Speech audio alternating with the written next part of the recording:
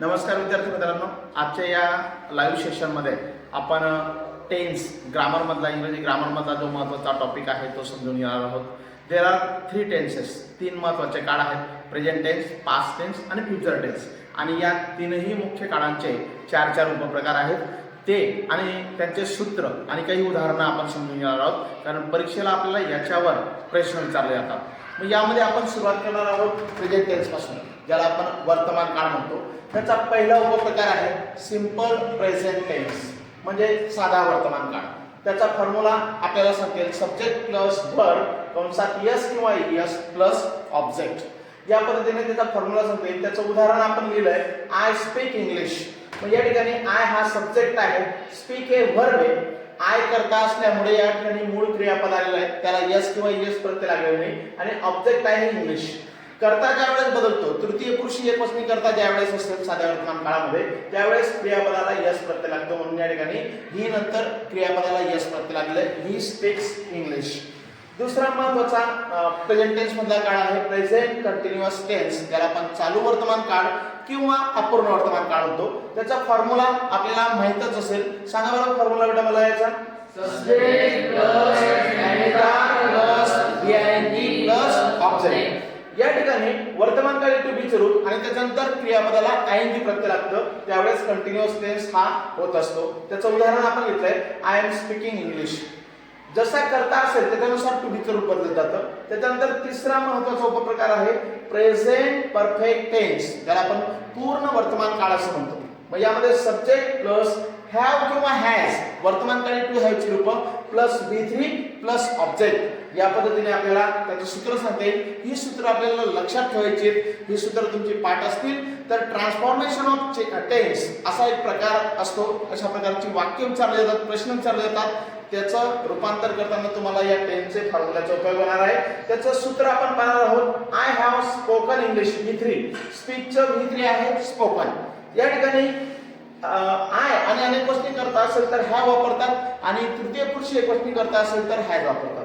त्यानंतर त्याचा चौथा उपप्रकार आहे प्रेझेंट परफेक्ट कंटिन्युअस टेन्स, पूर्ण अपूर्ण वर्तमान काळ. त्याचा फॉर्म्युला आहे सब्जेक्ट प्लस हॅव बीन किंवा has been plus बीआयएनजी plus object. त्याचं उदाहरण आपण घेतलंय he has been speaking English.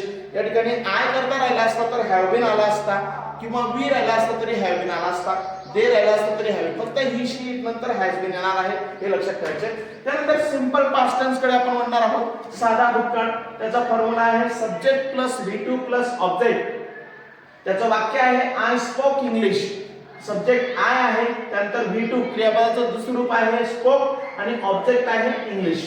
त्याचा दुसरा महत्त्वाचा प्रकार आहे पास्ट कंटिन्युअस टेन्स, ज्याला आपण चालू भूतकाळ म्हणत असतो. त्याचा फॉर्म्युला सुद्धा आपल्या समोर आहे सब्जेक्ट प्लस वॉच किंवा वेअर प्लस बीआयएनजी प्लस ऑब्जेक्ट. त्याचं उदाहरण आपण पाहणार आहोत. We were speaking English. करता नुसार अनेकवचनी करता असेल तर वेअर हे टू बी चे रूप आपण वापरणार आहोत. एकवचनी करता असेल तर वॉच वापरणार आहोत या फॉर्म्युल्यानुसार. आणि या ठिकाणी आपण त्याचं उदाहरण पाहिलंय.